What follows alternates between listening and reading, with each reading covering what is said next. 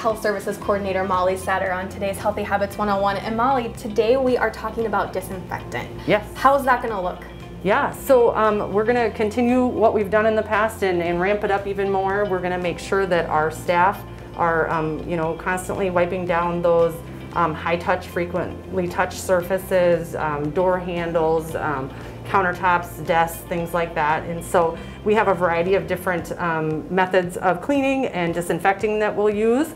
Some we have of a them couple. we've got here. Yep, we've got a couple here today. So we have the cleaning wipes. Sure. And then staff might also be using a combination of a spray bottle with the paper towels. So, is there a difference between one or the other? They're both using the same types of cleaners, and we've done a really thorough job of vetting all of them out to make sure they're EPA approved and that they're hospital grade. And so making sure that we're doing what's right and safe around students. Absolutely. So it'll be things like door handles, it'll be things like desks, it'll be things like what are other some of the high touch points that you really see in a school? Even in the office frequently, Sure. Whether it's the copy machine or things like that, when keyboards, things like that people are sharing, we're gonna just wanna make sure that we're wiping them down frequently between use. Absolutely, and these are all in alignment with CDC guidelines, correct? Correct, yep, Okay. We're following the CDC guidelines in the cleaning and disinfecting in our schools. Okay,